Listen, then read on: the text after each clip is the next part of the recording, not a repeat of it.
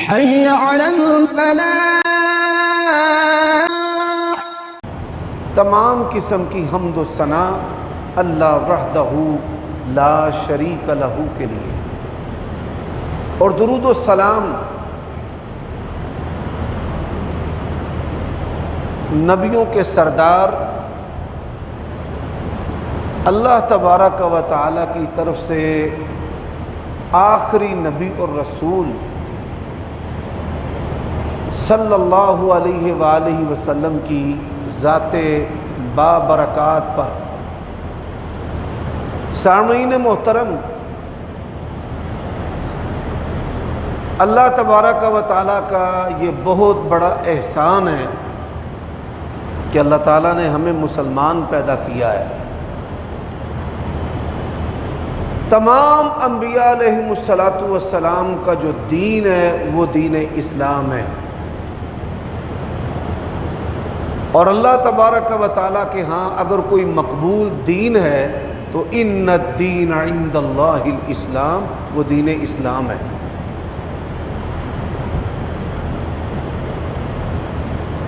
دین اسلام سے ہٹ کر کوئی بڑے سے بڑا عمل بھی کرے گا فَلَن يُقْبَلَ مِنْهُ، تو وہ عمل اس سے قبول نہیں ہوگا۔ اب دین اسلام کے جو بنیادی ارکان ہیں ان میں سے ایک رکن ہے بیت اللہ کا حج کرنا، اور بیت اللہ کے حج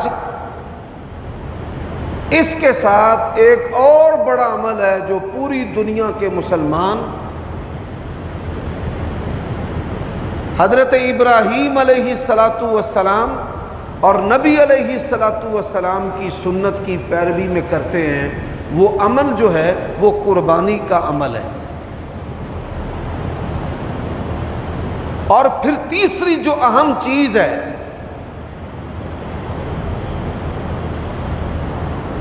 وہ حج والے مہینے کے پہلے 10 دن ہیں، لیکن انتہائی افسوس کی بات یہ ہے کہ امت مسلمہ کے اندر بعض لوگوں نے دنوں اور راتوں کو قبروں کے ساتھ جوڑا ہے، روحوں کے ساتھ جوڑا ہے۔ ان کا تو اہتمام کیا جاتا ہے، لیکن وہ دن اور وہ راتیں جن کا اہتمام نبی علیہ السلام اور صحابہ کرام نے کیا ہے، آج اس امت کی اکثریت نے اس کو بھلا دیا ہے۔ شب برات کا اہتمام کرتے آپ کو نظر آئیں گے، راتوں کو جا کر قبرستانوں کو آباد کریں گے، لیکن اس امت کے اندر بہت تھوڑے لوگ ہیں جو رمضان کی آخری جو 5 طاق راتیں ہیں ان کے قیام اور ان کی عبادت کا اہتمام کرتے ہیں، اور پھر اس سے بھی کم وہ لوگ ہیں جو حج والے مہینے کے پہلے عشرے کا عبادت اور اللہ تبارک و تعالیٰ کی خوشنودی کے ساتھ اس کے احکامات کو اور نبی علیہ السلام کے طریقوں کو اختیار کرنا، اس سے مسلمانوں کی امت کی اکثریت جو ہے وہ ناواقف ہے۔ میں بات کو ذرا آسان کر کے آپ کے سامنے رکھنا چاہتا ہوں۔ کوئی دن اور کوئی مہینہ منحوس نہیں ہے، لیکن ہفتے کے دنوں میں 2 دنوں کو برتری حاصل ہے۔ ایک سوموار کا دن ہے اور ایک جمعرات کا دن ہے۔ ان 2 دنوں کو برتری اس لیے حاصل ہے کہ نبی علیہ السلام نے فرمایا سوموار اور جمعرات کے دن اللہ تبارک و تعالیٰ کی بارگاہ کے اندر اعمال پیش ہوتے ہیں، اور میں یہ پسند کرتا ہوں کہ جب میرے اعمال اللہ تعالیٰ کی بارگاہ میں پیش ہوں تو میرا روزہ ہو۔ اسی وجہ سے نبی علیہ السلام سوموار اور جمعرات کے روزے کا اہتمام کرتے تھے۔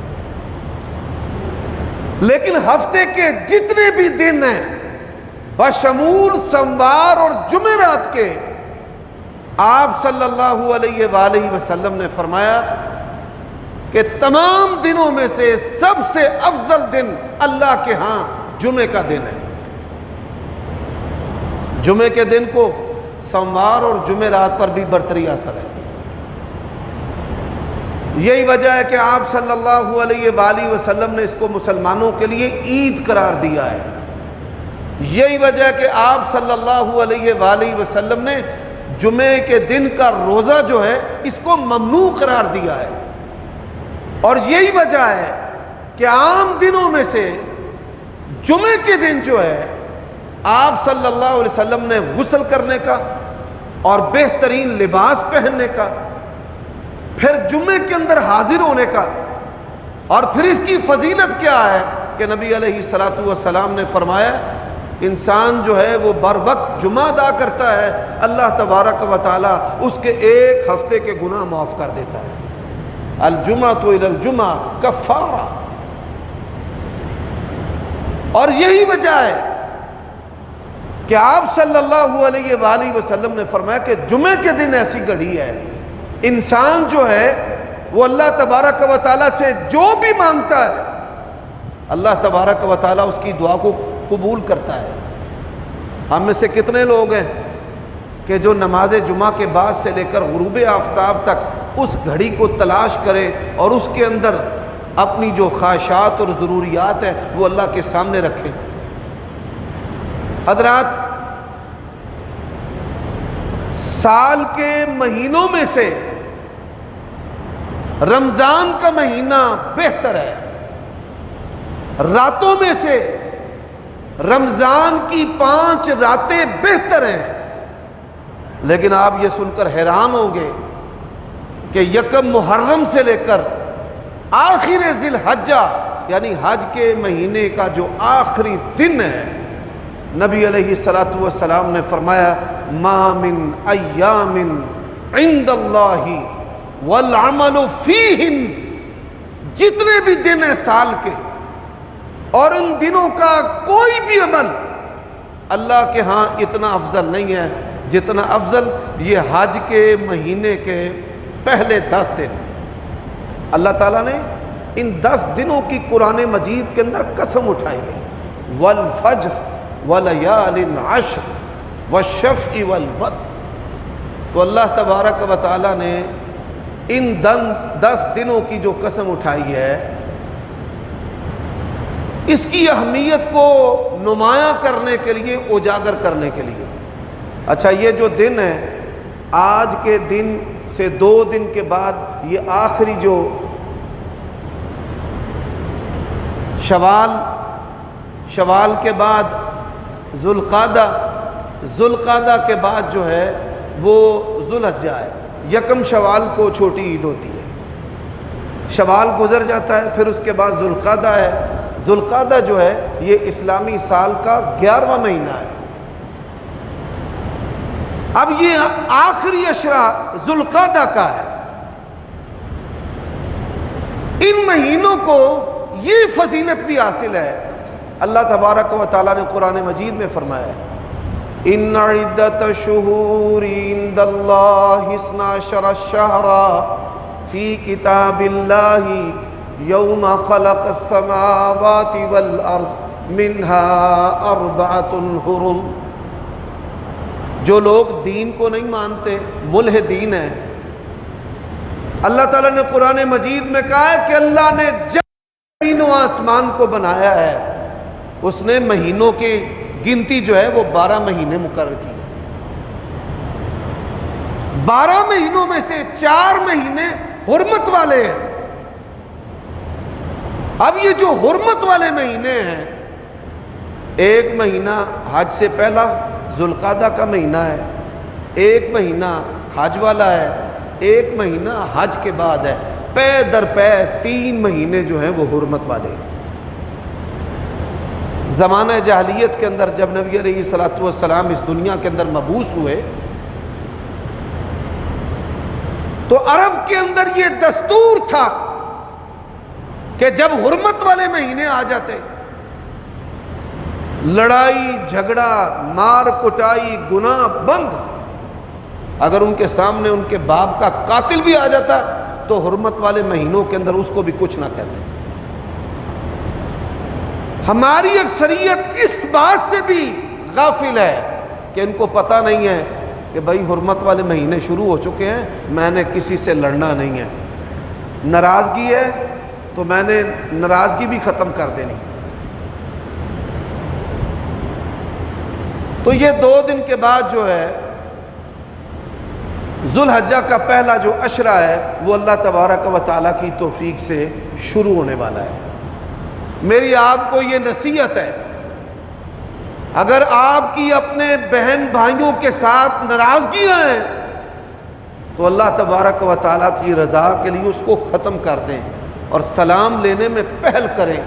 سلام لینے میں، بات چیت کرنے میں جو پہل کرنے والا ہے، نبی علیہ الصلوۃ والسلام نے فرمایا اللہ تعالیٰ اس سے راضی ہوتا ہے۔ تو پہلی تو یہ نصیحت ہے۔ دوسری یہ نصیحت ہے کہ وہ افراد اور وہ معاشرہ جو بڑی دلیری کے ساتھ گناہ کرتے تھے اور گناہوں پر فخر کرتے تھے اور معمولی باتوں پر کئی عشروں تک لڑتے رہتے تھے،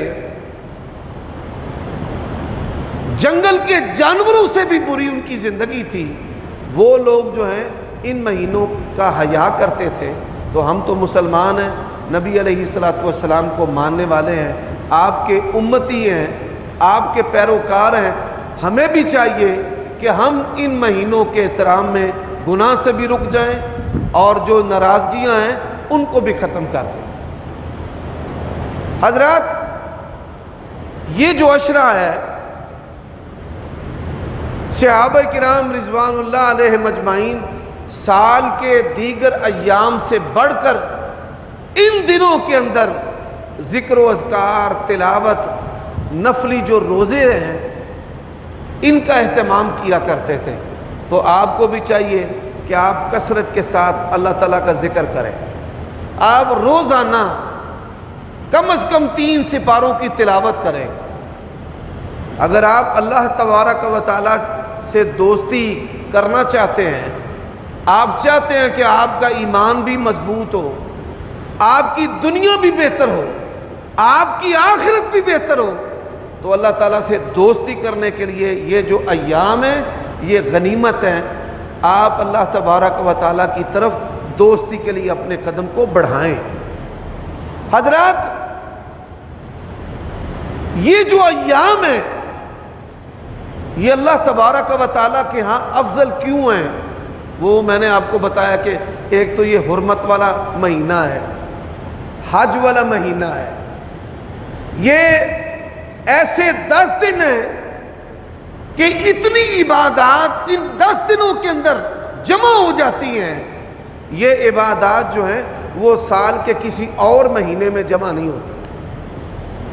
حج آ جاتا ہے، اس میں نفلی روزے بھی آ جاتے ہیں، اس میں قربانی کا عمل بھی آ جاتا ہے، اس میں اللہ تبارک و تعالیٰ کے ذکر کا عمل بھی آ جاتا ہے، اس میں صدقہ و خیرات جو ہے اس کا عمل بھی آ جاتا ہے کہ انسان جو ہے وہ قربانی کرتا ہے اور قربانی کا گوشت جو ہے وہ تقسیم کرتا پھرتا ہے فقراء اور مساکین کے اندر۔ اور پھر اس عشرے کے اندر اللہ تبارک و تعالیٰ معاشی طور پر بھی مسلمانوں اور انسانوں کی تجارت جو ہے، ان کی روزی روٹی، ان کے بینک بیلنس، ان کے پیسوں کا، ان کے بزنس اور کاروبار کا بھی فائدہ کر دیتا ہے۔ اور میں یہاں پر ایک اور بات بھی کرنا چاہتا ہوں، یہ جو قربانی کا عمل ہے، قربانی کا عمل جو ہے یہ بنیادی طور پر انسان کی تربیت کا عمل ہے۔ آپ دیکھیے، مسلمان جب سے دنیا میں آئے، نبی علیہ الصلوۃ والسلام اللہ کے آخری نبی اور رسول ہیں، اور جن ہستیوں نے آپ کو قبول کیا اس دور سے لے کر آج کے دن تک اسلام کے نام پر اس امت کو کاٹا جا رہا ہے۔ اسلام کے نام پر یہ امت شہادتیں پیش کر رہی ہے، اسلام کے نام پر ہمارے ملکوں پر کفار جو ہیں وہ معاشی استحصال مسلط کرتے ہیں، کبھی مصر پر، کبھی لیبیا پر، کبھی سعودیہ پر، کبھی عرب ممالک پر، کبھی پاکستان پر۔ ہمارا جو ہے وہ گھیرا اس لیے تنگ کیا جاتا ہے کہ تاکہ ہم مسلمانوں کو بدحال کر دیں۔ اور اس کے پیچھے سبب کیا ہے؟ نوجوان جو میرے بیٹے ہیں، بھائی ہیں، اور میں اپنی بیٹیوں کو آج کے خطبہ جمعہ کے ذریعہ یہ نصیحت کرنا چاہتا ہوں۔ اللہ تبارک و تعالیٰ نے کہا ہے وَلَن تَرْضَىٰ عَنْكَ الْيَهُودُ وَلَا النَّصَارَىٰ حَتَّىٰ تَتَّبِعَ مِلَّتَهُمْ۔ آپ کافروں کے کھانوں کو پسند کرتے ہیں، آپ کافروں کے فیشن کو اختیار کرتے ہیں، آپ کافروں کے ڈیزائن اختیار کرتے ہیں، آپ کافروں کی ڈگریاں حاصل کرتے ہیں، آپ کافروں کے ملکوں میں جانے کے شوقین ہیں، آپ کافروں کی کرنسی اس پر کمائی کرنا چاہتے ہیں، آپ چاہتے ہیں کہ میرا بچہ جو ہے وہ یورپ میں چلا جائے اور برطانیہ میں چلا جائے۔ آپ دیکھیے کہ دنیا کے اندر ایسے بھی مسلمان ہیں کہ جو صرف نام کے مسلمان ہیں، آپ سے غیرت چھین لیں پھر بھی راضی نہیں ہوں گے، آپ کا مال چھین لیں پھر بھی راضی نہیں ہوتے۔ یہ کوسوو اور بوسنیا کے اندر مسلمان صرف نام کے تھے، لیکن آپ دیکھیں کہ نام کے مسلمانوں سے بھی راضی نہیں ہوئے اور ان پر اتنا ظلم و ستم کیا کہ کئی ہزار افراد کی اجتماعی جو قبریں ہیں وہ دنیا کے اندر برآمد ہو رہی ہیں۔ اور ان کا جرم کیا تھا؟ وَمَا نَقَمُوا مِنْهُمْ إِلَّا أَن يُؤْمِنُوا بِاللَّهِ الْعَزِيزِ الْحَمِيدِ۔ ان کا جرم تھا کہ وہ مسلمان تھے۔ تو کفار جو ہیں، کئی لوگ ہیں جو امریکہ کو، یورپ کو، دنیا کی قوتوں کو راضی کرنا چاہتے ہیں، وہ ان کا نظام لے کر آتے ہیں، وہ پھر بھی راضی نہیں ہوتے، وہ ہم پر ٹیکس لگاتے ہیں، وہ پھر بھی راضی نہیں ہوتے، وہاں سے حرام کے کھانے آتے ہیں پھر بھی راضی نہیں ہوتے، مسلمان شرابیں پیتے ہیں پھر بھی راضی نہیں ہوتے، زنا انہوں نے عام کر دیا ہے۔ ہمارے کالجوں اور یونیورسٹیوں کے اندر جتنی اوریانی اور بے حیائی اور فحاشی ہو رہی ہے، اللہ کی قسم ہے چکلوں کو بھی ان یونیورسٹیوں نے پیچھے چھوڑ دیا ہے۔ چکلوں کو بھی، جو جسم فروش عورتیں ہیں ان کے دھندے کو بھی ہمارے کالجوں اور یونیورسٹیوں نے پیچھے چھوڑ دیا ہے۔ تو میں آپ کو یہ نصیحت کرنا چاہتا ہوں کہ کبھی بھی نبی علیہ الصلوۃ والسلام کی سنت پر آپ کو احساس کمتری نہیں ہونی چاہیے۔ اللہ کی قسم اٹھا کر کہتا ہوں، کئی ملکوں کا سفر کیا ہے، آج تک اپنی سلوار پر احساس کمتری نہیں کہ میرا ٹخنا ننگا ہے۔ میں نے دیکھا ہے بڑے بڑے مولویوں کو کہ وہ اپنی سلواروں کو نیچے گرا دیتے ہیں، اپنی ٹوپیاں سروں سے اتار لیتے ہیں، اپنی داڑھیوں کو چڑھا لیتے ہیں، اپنی داڑھیوں کو منڈوا دیتے ہیں۔ دنیا کے لیے دین ان کی اولادوں پر نام و نشان بھی نظر نہیں آتا۔ اللہ نے قرآن مجید میں کہا ہے ان تنصروا اللہ ینصرکم، اگر تم اللہ کی مدد کرو گے اللہ تبارک و تعالیٰ تمہاری مدد کرے گا۔ کہیں پر بھی اس داڑھی کی وجہ سے کبھی کوئی آزمائش اور کبھی احساس کمتری اللہ کی توفیق سے نہیں۔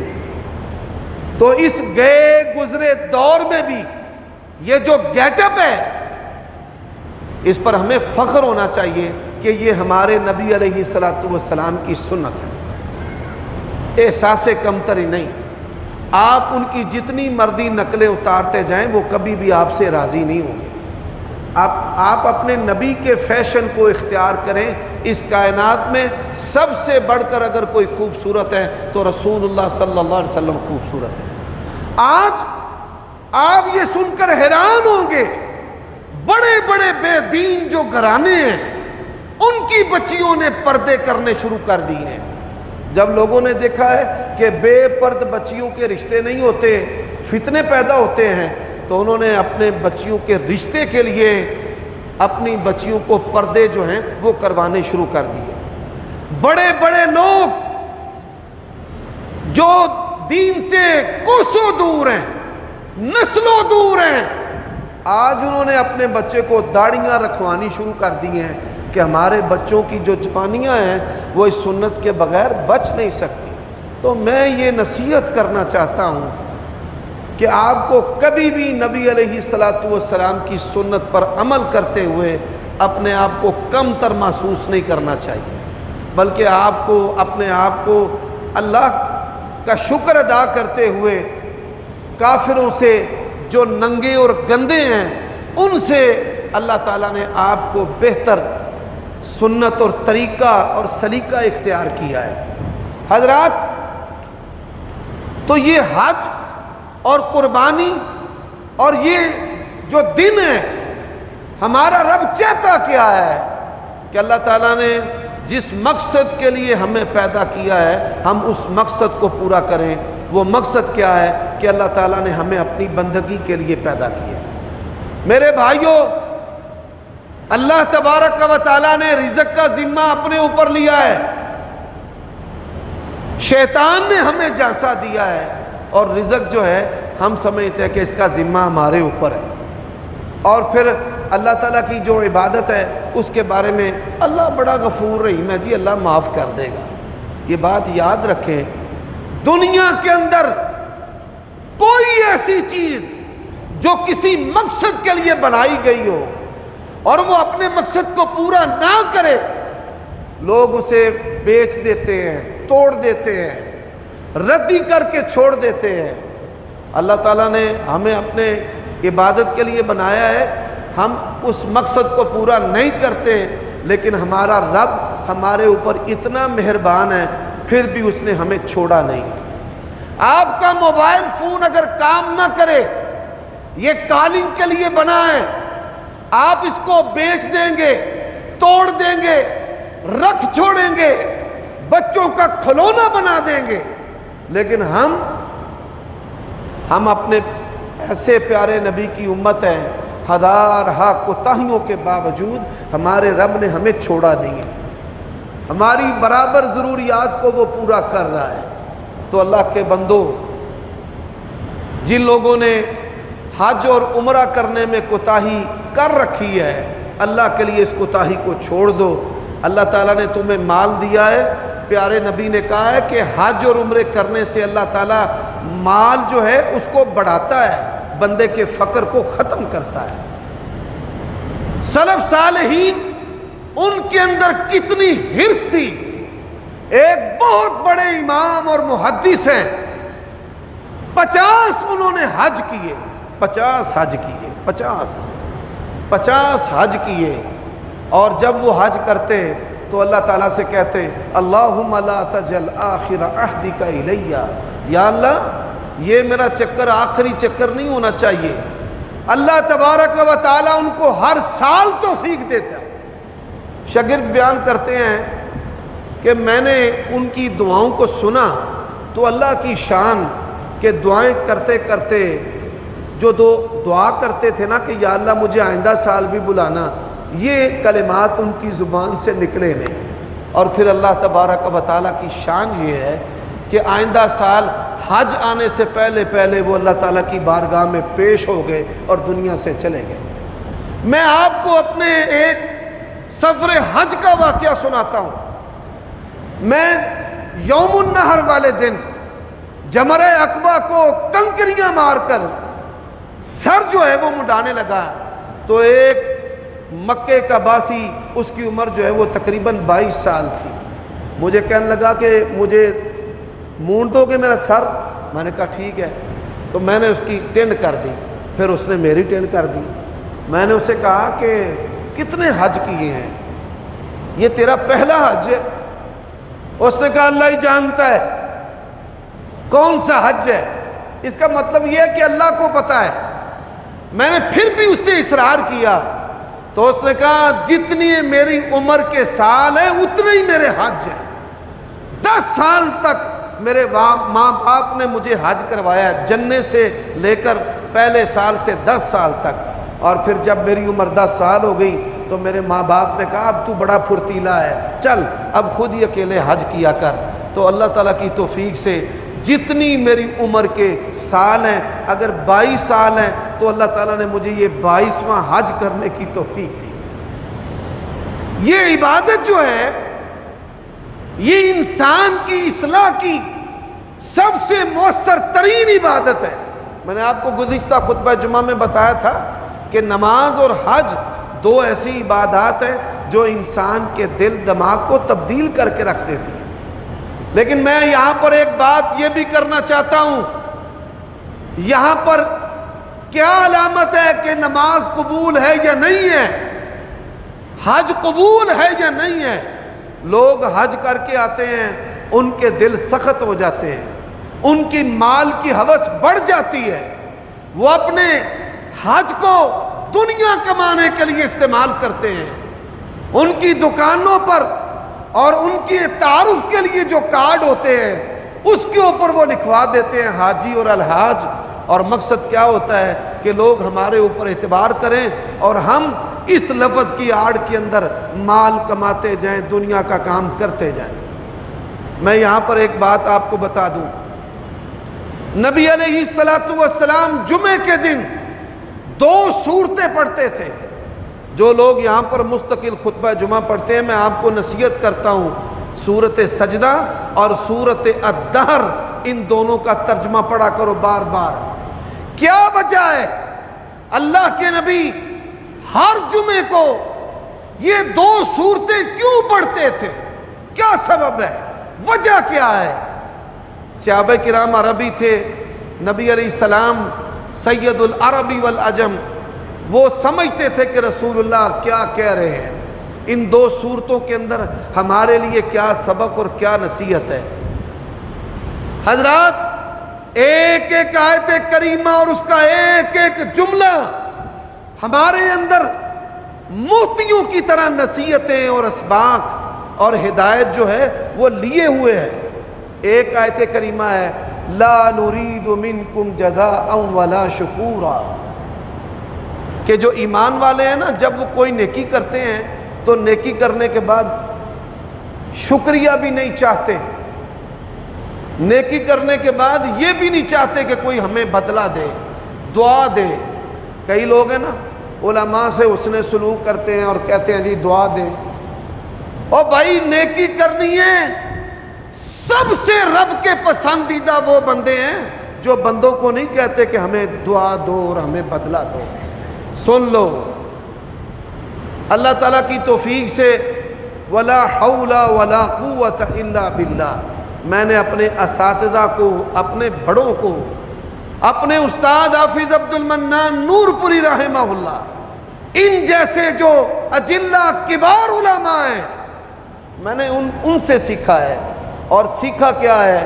آج تک کبھی اپنے یہ جو منصب ہے ممبر اور مصلی، اس کے عوض میں دنیا کی کوئی چیز نہیں لی کہ مولوی صاحب ہیں تو رعایت کر دیں، مولوی صاحب ہے تو چھوڑ دیں، مولوی صاحب ہے تو لائن میں لگنے کی ضرورت نہیں ہے، مولوی صاحب ہے تو پیسے دے دیں، مولوی صاحب ہے تو آپ ان کو ایکسٹرا عزت دے دیں۔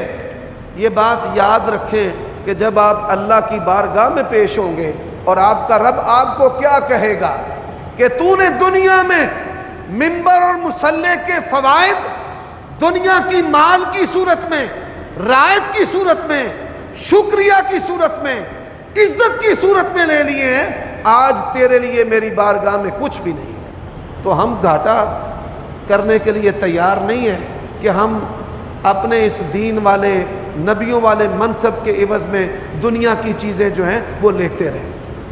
تو جو اللہ والے ہیں وہ کیا کہتے ہیں؟ لا نرید منکم جزاء ولا شکورا، بھائی ہم تم سے شکریہ بھی نہیں چاہتے۔ بلکہ صحابہ کرام کیا کرتے تھے؟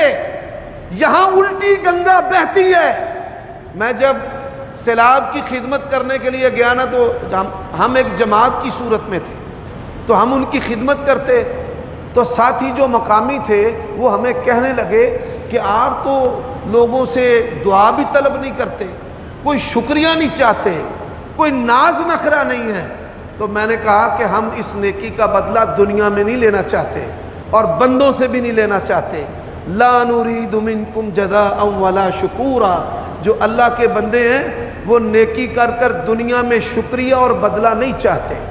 حضرات،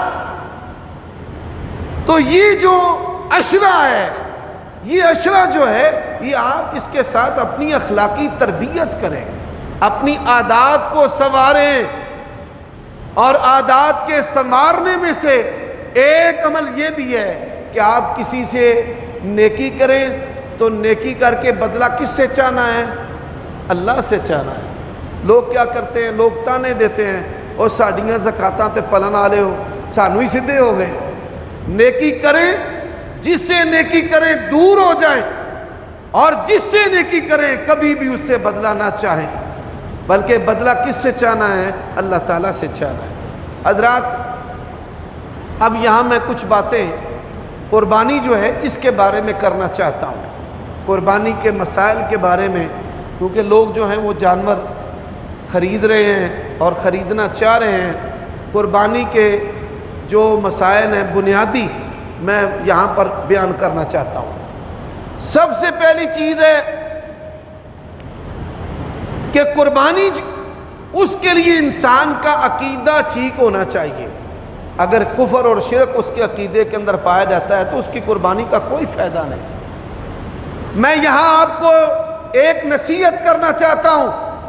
مسلمانوں میں کچھ لوگ ہیں جو قبروں پر جاتے ہیں، قبروں کے نام پر جانوروں کو چھوڑتے ہیں، قبروں کے نام پر قربانیاں کرتے ہیں۔ یہ داتا صاحب کے نام کی قربانی ہے۔ ہم آپ کا تعلق مسجد کے ساتھ جوڑتے ہیں، مسجد کے ساتھ۔ یہاں میں آپ کو ایک بات بتاتا ہوں اسلام کی سچائی کی۔ آج بھی اس گئے گزرے دور میں اسلام کی مکمل ہدایت بغیر قیمت کے، بغیر فیس کے مل رہی ہے۔ کیوں مل رہی ہے؟ یہ اسلام کی سچائی کی دلیل ہے کہ آج کے اس گئے گزرے دور میں بھی اسلام کی ہدایت بغیر قیمت کے مل رہی ہے، تاکہ قیامت والے دن غریب اللہ سے یہ نہ کہہ سکے، معاشرے کا کوئی طبقہ رب سے یہ نہ کہہ سکے کہ اے اللہ، اے پروردگار، ہمارے پاس پیسے نہیں تھے اس لیے ہم اسلام کی ہدایت سے دور رہ گئے۔ اور جن کو اللہ نے عزتیں دی ہیں، مال دیا ہے، منصب دیا ہے، اسلام کی سچائی کا دوسرا پہلو ہے، دنیا میں بڑے سے بڑا جو عزت والا ہے اس کے اندر بھی یہ احساس کمتری ہے کہ جو مسجد کا امام ہے نا وہ مجھ سے بہتر ہے۔ وقت کے بادشاہ بھی امام کعبہ کو اپنے آپ سے بہتر اور افضل سمجھتے ہیں۔ کیوں سمجھتے ہیں؟ کہ وہ رسول اللہ صلی اللہ علیہ وسلم کے منبر پر کھڑے ہونے والا ہے۔ آپ میں کوئی سٹی ہاؤسنگ میں رہنے والا ہے، کوئی وابڈا ٹاؤن میں رہنے والا ہے، کوئی کروڑوں پتی ہے یا اربوں پتی ہے، ان کے سینوں کے اندر یہ چیز مچلتی ہے کہ میرا بچہ جو ہے وہ بھی حافظ ہونا چاہیے، میرا بچہ بھی ہے دیندار ہونا چاہیے، اس کو بھی قرآنی جو دعائیں آنی چاہیے۔ حضرات، بڑے بڑے بے دین جو بندے ہیں دنیا میں، شراب اور شباب کے ذریعہ شہرت اور بظاہر عزت پانے والے بھی ایک وقت آتا ہے کہ جب دنیا کی تمام لذتیں ان سے منہ موڑ لیتی ہیں، وہ پھر حج کے لیے چلے جاتے ہیں، عمرے کے لیے چلے جاتے ہیں، اور پھر وہ دین کے رنگ کے اندر سکون جو ہے وہ تلاش کرنا شروع کر دیتے ہیں۔ اللہ تعالیٰ نے غریب سے غریب کے لیے بھی اس ہدایت کو فری رکھا ہے، اور امیر سے امیر کے لیے بھی اس ہدایت کے اندر عزت رکھی ہے۔ میرے بھائیوں دوستو، مال چوری کا ہو، سود کا ہو، مال اگر پاک نہیں ہے، حلال نہیں ہے تو قربانی کا فائدہ نہیں ہے۔ ماں باپ ناراض ہیں، ماں باپ کی ضرورتیں پوری نہیں ہوتی، قربانی کا فائدہ نہیں ہے، رشتے توڑے ہوئے ہیں۔ یہ چار بنیادی باتیں ذہن میں رکھ لو۔ عقیدہ توحید والا ہونا چاہیے، مال حلال ہونا چاہیے، ماں باپ کا باادب ہونا چاہیے، بہن بھائیوں کے ساتھ صلہ رحمی، یہ قربانی کا جو عمل ہے یہ صلہ رحمی ہمیں سکھاتا ہے۔ اور قربانی کا عمل ماں باپ کا ادب بھی سکھاتا ہے۔ آپ یہ سن کر حیران ہوں گے، اسلام کے اندر سبحان اللہ نے کس طرح ماں باپ کو عزت دی ہے۔ اگر اولاد میں سے کوئی بد نصیب بدبخت اپنے باپ کو قتل کر دے، اس کی دو سزائیں ہیں کہ اسے قتل کے بدلے میں قتل کر دیا جائے، اور جو باپ کا مال ہے اس میں وہ وارث نہیں بن سکتا۔ قاتل جو ہے وہ اپنے مقتول باپ کے مال میں کبھی بھی وارث نہیں ہو سکتا۔ لیکن آپ یہ سن کر حیران ہوں گے کہ اگر باپ اس کے ہاتھ سے اس کا بیٹا قتل ہو جاتا ہے، کوئی باپ جو ہے وہ غصے میں بچے کو مارتا ہے، مر جاتا ہے، یا دفاع کرتے ہوئے یا اس پر حملہ آور ہوتا ہے، تو اولاد میں سے اگر کوئی بیٹا بیٹی باپ کے ہاتھوں قتل ہو جائے تو اسلام کہتا ہے کہ اس کے بدلے میں باپ کو قتل نہیں کیا جائے، اس کا حق ہی اتنا ہے۔ غلطی اپنی جگہ پر ہے، اللہ خود پوچھ لے گا کہ یہ تو نے گناہ کیوں کیا ہے، لیکن دنیا کے اندر باپ کو بیٹے کے بدلے میں قصاصاً جو ہے وہ قتل نہیں کیا جائے گا۔ یہ دنیا کا قانون ہے، یہ اسلام کا دستور ہے۔ حضرات، یہ قربانی کا جو عمل ہے، آج انگریز میڈیا کے ذریعہ اور سلیبس کے ذریعہ ہماری اولادوں کو بدتمیز بنا رہے ہیں۔ یہ ماں باپ کے ساتھ بڑھ کرنے والے سن لیں، نبی علیہ السلام نے فرمایا اللہ تعالیٰ کی رضا ماں باپ کی رضا کے اندر ہے، اور اللہ تعالیٰ کی جو ناراضگی ہے وہ ماں باپ کی ناراضگی کے اندر ہے۔ تو قربانی کا عمل جو ہے وہ ہمیں یہ بھی سکھاتا ہے کہ آپ صلہ رحمی بھی کریں اور آپ ماں باپ کا ادب بھی کریں۔ صرف زبان کے چسکے نہیں ہیں، یہ ایک تعلیم ہے، یہ ایک تربیت ہے، یہ ایک فکر ہے، یہ ایک اصلاح ہے، یہ عبادت ہے، یہ اللہ کا قرب ہے۔ یہ اپنے فرعون کو ذبح کرنا ہے، جانور کو ذبح نہیں، اپنے نفس پر چھری چلانی ہے۔ اور سب سے مشکل جو جہاد کی قسم ہے، سب سے مشکل جہاد کی قسم وہ کون سی ہے؟ یہ بندوق اٹھا کر بندے مارنا۔ شاید کوئی غیر فوجی، کوئی جاہل بھی ایسا کام کر سکتا ہو، دہشت گردی ایسے ہو جاتی ہے۔ لیکن سب سے جو مشکل کام ہے وہ کیا ہے؟ اللہ کے نبی نے فرمایا اپنے نفس کو کچل کر اسے اللہ تعالیٰ کا مطیع اور فرما بردار بنانا جو ہے، یہ سب سے افضل جہاد ہے، بہتر جہاد۔ من جاہد نفسہ فی طاعت اللہ۔ اب میرے بھائیوں، ہر جانور کی قربانی نہیں ہے۔ اونٹ مذکر ہو اور مؤنث ہو، حاملہ جانور کی قربانی نہ کریں، اور اپنے بچوں کو جو دودھ پلانے والا جانور ہے اس کی بھی قربانی نہ کریں۔ اونٹ اور اونٹنی، گائے مذکر اور مؤنث، نبی علیہ السلام نے اپنی بیویوں کی طرف سے گائے ذبح کی ہے، ازواج مطہرات کی طرف سے۔ اونٹ کے اندر 10 حصے دار شریک ہو سکتے ہیں، اور گائے کے اندر 7 حصے دار جو ہیں وہ شریک ہو سکتے ہیں۔ 1.5، پونے 2، 2.5 ایسے حصے نہیں ہوتے، 1 ہے، 2 ہے، 3 ہے، 1 کے 4 ہو، 1 کے 3 ہو، اس طرح حصے ہو سکتے ہیں۔ 1.25، پونے 2، 2.5 اس طرح کے حصے نہیں ہوتے۔ اسی طرح جو بکرا اور بکرے کی جتنی بھی اجناس ہیں، وہ سندھی ہو، وہ پہاڑی ہو، وہ ٹیڈی ہو، وہ دیسی ہو، وہ دوگلے ہو، کوئی بھی قسم ہے بکرے کی، آپ اس کی بھی قربانی کر سکتے ہیں۔ اسی طرح جو چھترا ہے، اب احادیث کے اندر یہاں پر آخری جو میں مسئلہ کرنا چاہتا ہوں، باقی باتیں انشاءاللہ اگلے خطبہ جمعہ میں ہوگی۔ نبی علیہ السلام نے کتنی قربانیاں کی ہیں آپ دیکھیں۔ یہ جو بے دین ہوتے ہیں نا، دین بیزار، جب قربانی آتی ہے نا، ان کی چیخیں اور ان کی بھڑاس جو ہے وہ سننے اور دیکھنے والی ہوتی ہے، یعنی قربانی سے ان کو بڑی تکلیف ہوتی ہے۔ حضرات، چھترا جو ہے، نبی علیہ السلام نے جو چھترا ذبح کیا تھا اس کی نشانیاں کیا ہیں؟ اس کے سینگ تھے، اور وہ سینگ مڑے ہوئے تھے، جیسے بھینس کے سینگ مڑے ہوتے ہیں نا، मुड़े हुए सींगों वाला वो छतरा था। उसका जो मुंह था जहां से वो खाता था वो काले रंग का था। उसकी आंखों के गिर्द जो हल्के थे वो भी काले रंग के थे, और जो उसके खुर थे, चारों खुर, वो भी काले रंग के थे।